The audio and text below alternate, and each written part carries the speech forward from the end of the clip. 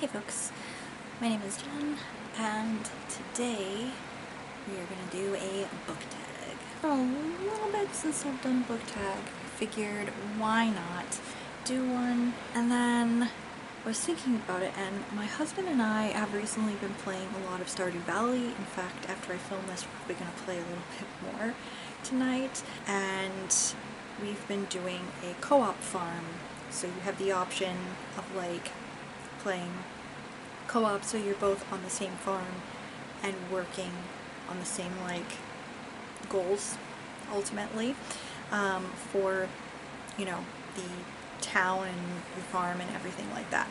So I thought, gee, I wonder if there is a Stardew Valley book tag, and I looked it up, and one does in fact exist. So this is the Stardew Valley singles book tag, and the OG was created by Lauren at Narrative Paradise, which is a blog that I found online. I'll leave a link down below as per usual with tags. Let's just get into this, shall we? So yeah, this is not really having to do with Stardew Valley in its entirety, but it's like related to the singles or the dateable characters, I guess. So I don't know if you know Stardew Valley at all, but it is a cozy game in which you basically are kind of fed up with your life in the city working for this like soul-sucking corporation, and you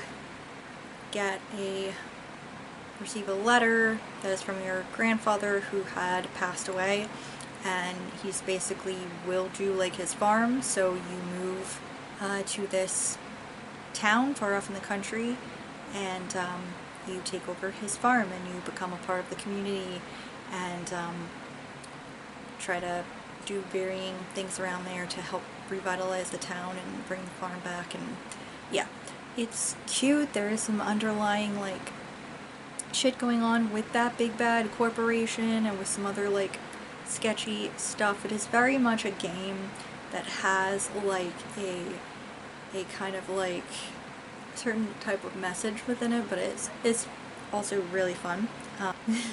Let's go with the first prompt. First one is Leia, a book with cottagecore vibes. So I really had to think about this for a little bit and try to decide what the hell cottagecore vibes exactly. And I know that what most people would probably think of is like maybe recent books that have that like whole vibe. I've been seeing a lot of like cottagecore stuff around here on like YouTube and Instagram and stuff like that, so I get the general vibe that everyone's pretty much going for, but I don't really think I have a lot of books that fall into that category that are modern. One of the books that came to mind is an older book, and it is Understood Betsy, and it's by Dorothy Canfield Fisher, about a little girl who moves to rural Vermont to live with her extended family for a while, and yeah, she just learns a lot about herself and grows as like a person, and it's like, even though they are related to her, it's kind of like a found family thing, and very much cottagecore because it's growing up on spending a lot of time on a rural farm in Vermont. I don't know when this was originally written. 1917 it looks like, so early 1900s I guess it would have been. Leah is also a pretty cool character. I've played like a few different farms, never to completion. My games sometimes get interrupted, but my character was married to her in one of the games, and she's pretty cool. Next up is Shane, a book that was surprisingly sad. For this one, I really had to think about it, because there has been few books over the past couple of years that kind of shocked me with suddenly, maybe if not being totally sad, but like being kind of bittersweet out of almost felt like nowhere. But I don't know, this one came to mind as I was looking at my shelves, and it's Three Musketeers by Alexandre Dumas. This is a tale that I know I've talked about before. I read it like a couple of years ago. I did like a whole vlog about it, like a 2-part vlog about reading this book for the first time. It's a really good book. It's a lot of fun, has ridiculous shenanigans and a lot of swashbuckling and adventure and craziness and kind of politics and stuff, which for me is like weird that I was into it, because I'm not really into like the whole politics side of like stories and stuff, but this was like made that really fun. But I was not expecting to get upset like I did while reading this book. There are a couple of points in it that are kind of like tear-jerker points, and I was not anticipating that whatsoever, because like previously I'd read Count of Monte Cristo, and while there is like sad stuff here and there in it, like it didn't like affect me as much. I mean, it affected me in different ways, but didn't affect me in that way. But this was like, yeah, it had surprisingly sad chunks to it that I was not anticipating, because I mean, I've seen a couple of different versions of this, and that didn't really feature in there at all. But yeah, surprisingly kind of sad. What are my thoughts about Shane as a character? I'm not particularly fond of him. Yeah. Next up, Sebastian, a soft book. For this, I would have to mention Legends and Lattes by Travis Baldree. I saw the prompt for soft book. This is the first thing that came to mind. It is a cozy fantasy. It is the softest of books. The conflicts that come up in here are so low stakes. It's just so chill and warm, and has my favorite like found family trope into it. It is such a soft book. I really loved it, and I do want to reread it again at some point. And I still need to read the other book. Sebastian is one of my next conquests for a future game. He is honestly best boy, in my opinion. He is definitely best boy. Next up is Penny, a slow-paced book. It probably sounds kind of funny to say, hey, a non-fiction book was a slow-paced book, because I know a lot of people are like, duh, nonfiction can be kind of slow-paced. But a lot of the nonfiction that I read, well, most of the nonfiction that I read, I think is pretty like mid or fast-paced reads, or maybe it's just because the things are exceptionally interesting to me. But The Devil in the White City by Eric Larson was a little more slow-paced than I was anticipating. I was all here for the H.H. Holmes, like true crime aspects of this book, because this book is murder, magic, and madness at the fair that changed America. So half of the book is, and it bounces back and forth, half of the book is about H.H. Holmes and his murder castle and his horrible crimes and everything like that. And he was a figure that I find both fascinating and horrifying at the same time. He wrought forever, but I'm just overall really interested in that case. I've heard a lot about it, and this book, those sections, some of them were particularly hard and gruesome to read, but they were also very interesting. And the other half of the book is talking about the Chicago World's Fair, which is when H.H. Holmes was operating and having a lot of his, building his murder castle and having a lot of his crimes. And while some of the Chicago World's Fair was indeed fascinating, and if I had a time machine, it is definitely 100% a time that I would want to go back to and experience, because it's sounding really fascinating, although a lot of sections of it were extremely problematic. It's just this spectacle of it, and the whole experience just sounded just really interesting. It also dragged the longest. Like those sections took me, I think, the longest to get through, because it felt way more boring than everything else, which is surprising because it's still like a subject that I'm interested in, but I was just that dragged a lot. So this felt a lot more slower paced than I think it really was meant to read. What do I think about Penny? I don't really think that much about Penny overall. She is not a character that I've pursued at any point in the games because I just find her kind of 2D overall. Next prompt is Haley, a book with a pretty cover but boring content. For this, I had to go digging in my little baggie of books I'm getting rid of for The Odyssey by Homer. Now, I don't have a problem with the Odyssey itself, the original epic poem. I have read 2 different versions of it in poem form, and it is beautiful. This, as you probably heard me bitch about before, is in prose form, and the translation is from like the 1920s, I want to say, and it shows. It is not good. This is an absolutely gorgeous edition of the book. The book itself feels buttery, but this version was so terrible and so incredibly boring to get through. What do I think about Haley as a character? Terrible. She is such a snobby bitch.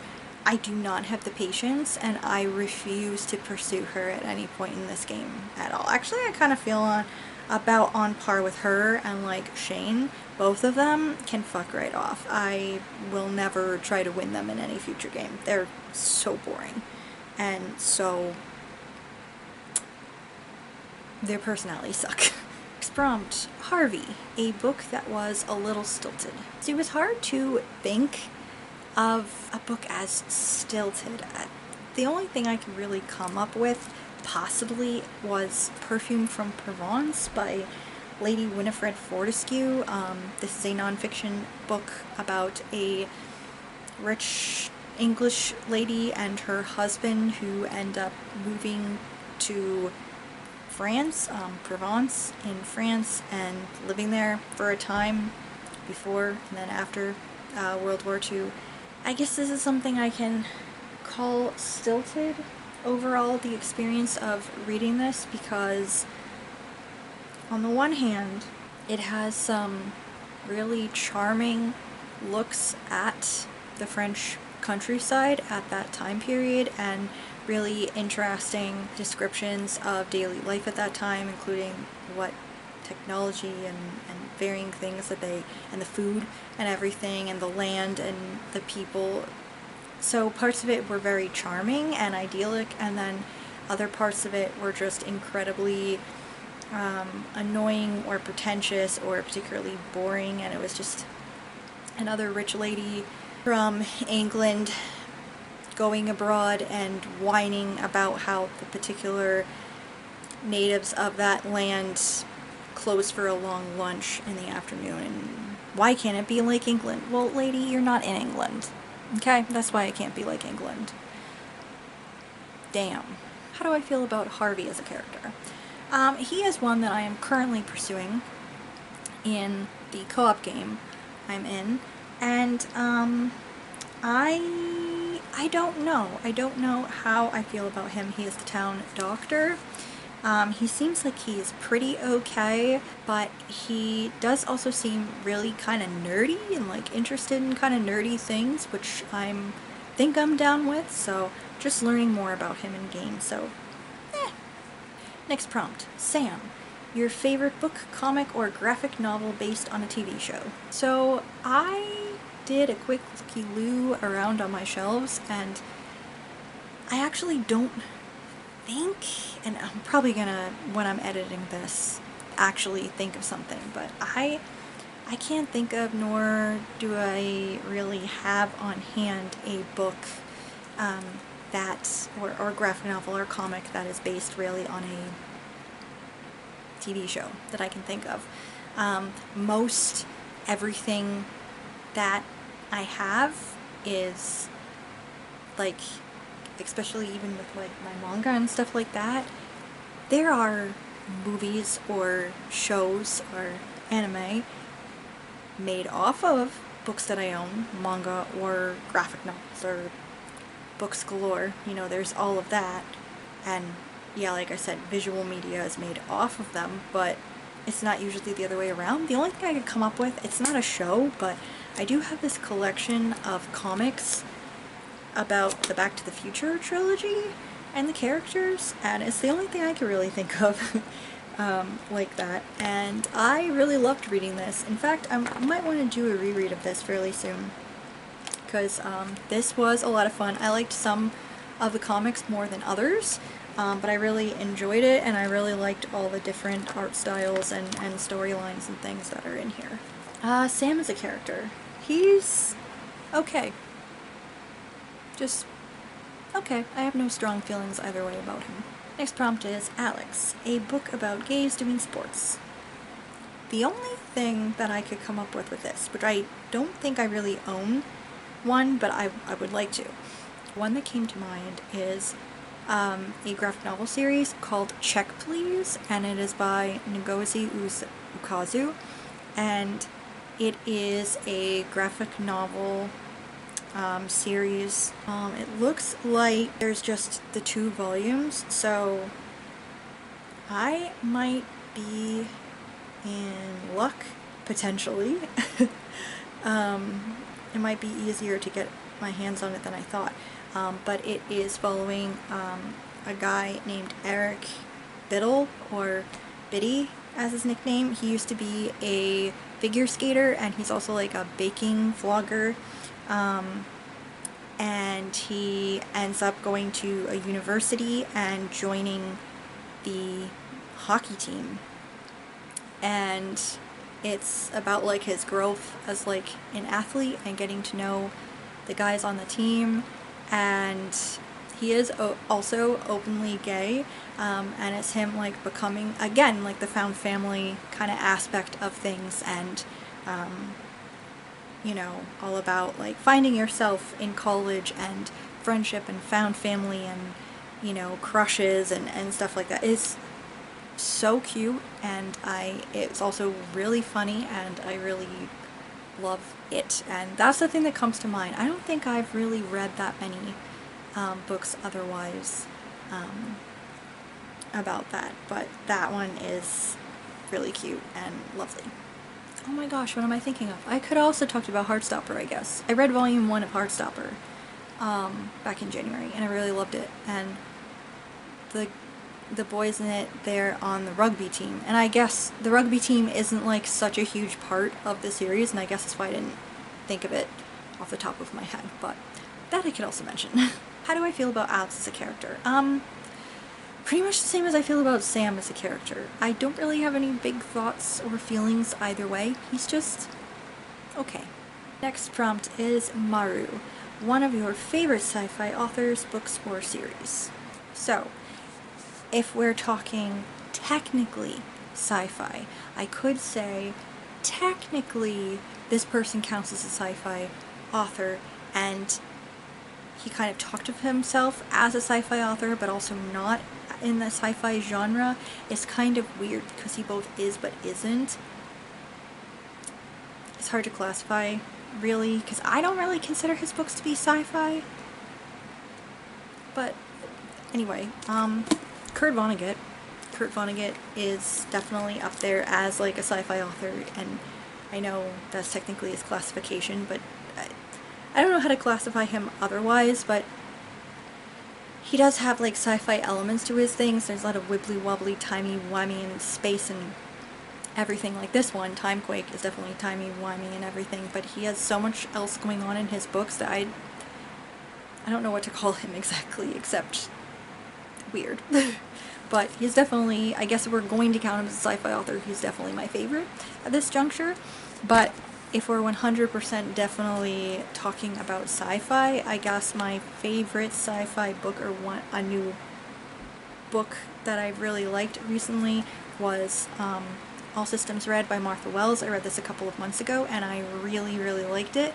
And I really want to read more in this series. It is called the Murderbot Diaries, because this is about an AI kind of like protector guard robot who has gained sentience at some point and calls themselves Murderbot. And it's them not caring, but also acknowledging that maybe because they've kind of gained sentience off of the program or whatever, that maybe they do actually kind of care. Maybe they are a little bit more human than should be possible. So yeah, it's also really funny. Murderbot is very sarcastic. I really like it. Maru is best girl, 100%. I love Maru. She's my favorite character in the game, probably next to Sebastian. And yeah. Oh, and Evelyn. I do love Evelyn. She's a little granny character. She is not one of the singles, so she's not on this list, but yeah, really love her. But anyway, yeah, I love Maru. She is hands down best girl. Love her. Have pursued her. Next one is Abigail, a bold protagonist who isn't actually very daring. So for this, most of the things that I can think of involve books that I DNF'd because I couldn't stand the main character and the way things are written, but I can't technically count those. The only other thing I could think of, maybe, was Beauty by Robin McKinley. This is another one that I dug out of this batch of books is going away. This is a Beauty and the Beast retelling, and she's kind of feisty, but kind of not at the same time, and I think she's, because it's always like that with like Beauty or Belle or whatever, she is supposed to be a lot more feisty and bold and everything than she actually is, and I think that Disney's Belle is way more daring than this particular one is. This one is kind of lackluster. Actually, the story overall is pretty lackluster, but yeah. Abigail. Abigail is also cool shit. I have pursued her in a previous game too, and yeah, she's pretty cool. We would probably be friends if she was a real person. Next prompt is Emily, a book with plenty of wacky shenanigans. What's really funny is the creator of the game mentioned the Adventure Zone graphic novels, which made me really happy because I also love those graphic novels a lot. And yes, I do agree, that is a lot of wacky shenanigans and is fantastic. But for the sake of not copying, I really had to take some time to think about this, and what I came up with was Hyperbole and a Half by Ellie Broche. This is unfortunate situations, flawed coping mechanisms, mayhem, and other things that happened. This Ellie Broche, it is a compilation of, I think most of it is stories that she told on Hyperbole and a Half, which was her blog. They're illustrated, there's like stories, but she also does illustrations of herself in them, and these make me laugh so hard that I cry.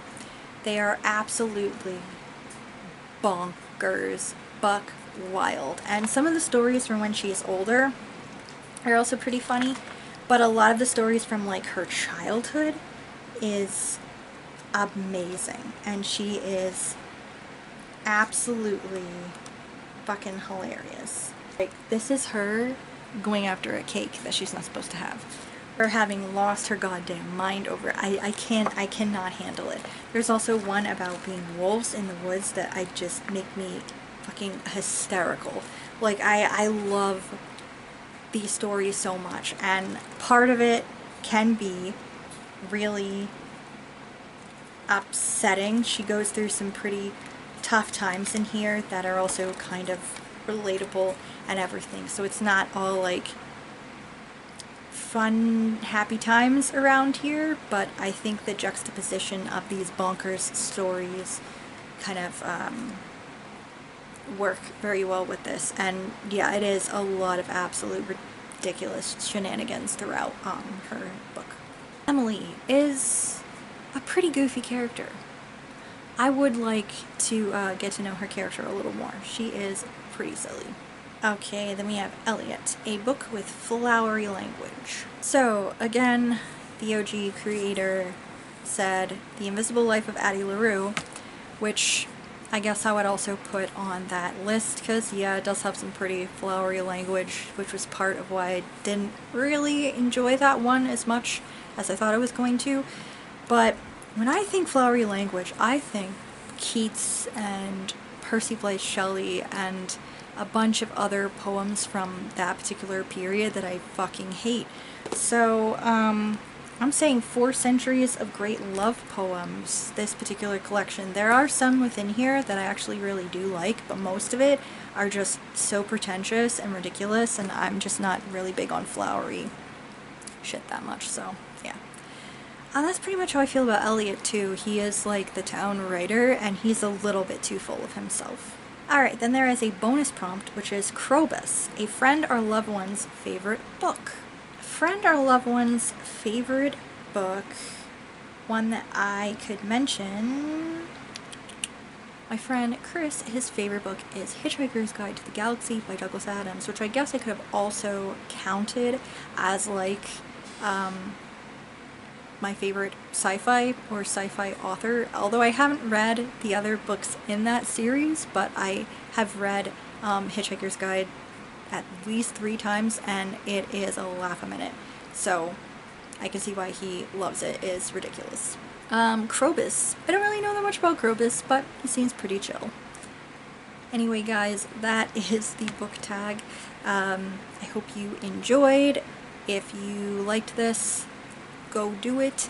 Thank you so much for watching. Thanks for always watching, and I will see you guys next time. Bye.